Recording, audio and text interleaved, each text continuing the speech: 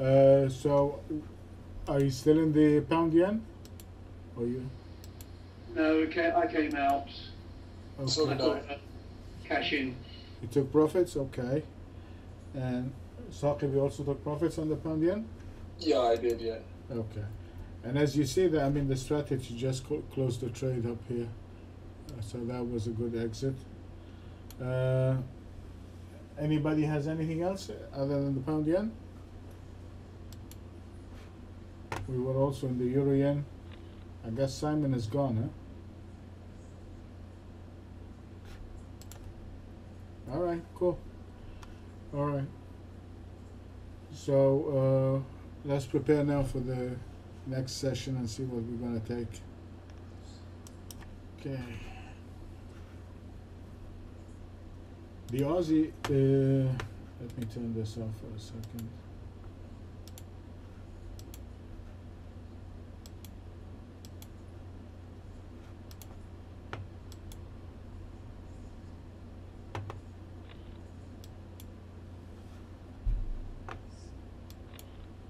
The Aussie dollar tested the 190, the 103.94, and now it pulled back, and this is where we covered the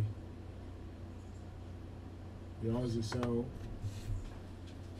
we shouldn't be taking the Aussie dollar unless it goes back above the 103.94, because even though this is a pullback, but this is what the Aussie has been doing all around the structure point. So same thing with the Aussie yen.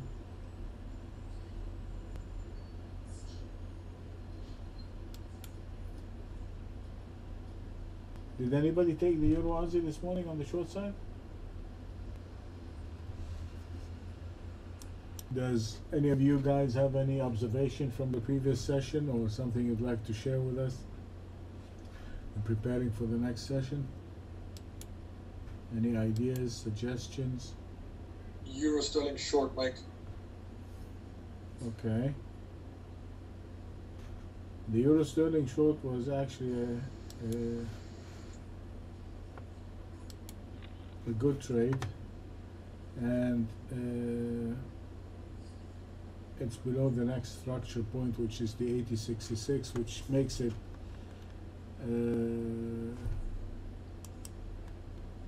a good candidate for the short. But it seems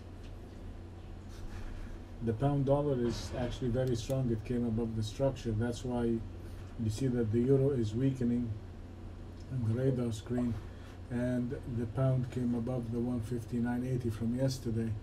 So that's why the combination, now you see that the euro pound is weak, and the pound yen is above the 128.82, which this was our buy from this morning. Even the pound Swiss from yesterday, look at this. That was a magnificent trade.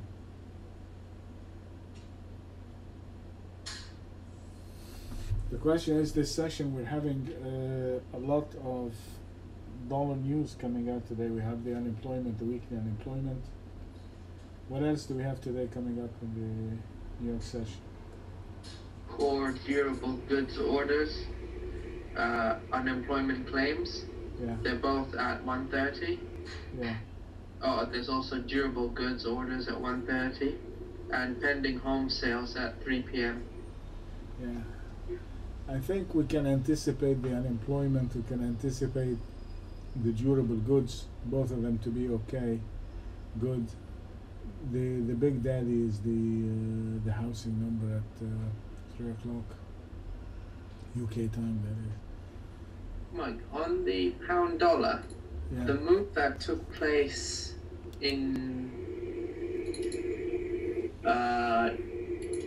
Tokyo and through London, is that still part of the violent snapback up?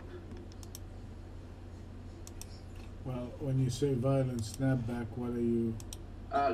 Because when we took, I think when the price took out 160.64, you gave us the example of the Dow. Yeah. So is this still part of that sequence of events? Okay, but when it took the 160.64, it started all at the 159.80. The 159.80, as you can see here, this is the, as you recall, I mentioned to you, this is one of the granddaddies of the structure points because it has been tested multiple ways back, several years, and this is the 159.80. And right here, this was yesterday coming above the one. So that led to pretty strong short covering rally, and that's what it.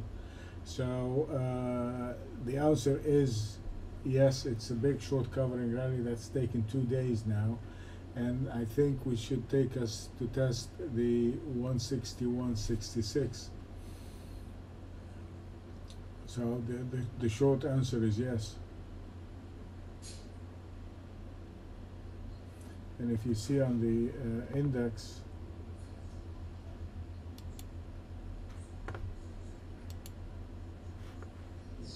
this is the move back. So the question is it in preparation for some news event to be discounted today at the housing?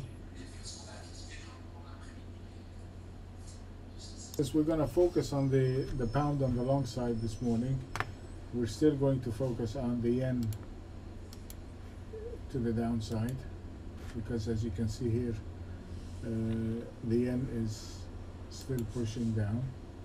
The euro, even though the euro pound has sold off, but the euro is kind of neutral, so and the Swiss also is neutral. So what we're having is pound strength rather than having euro weakness pretty much, or Swiss weakness.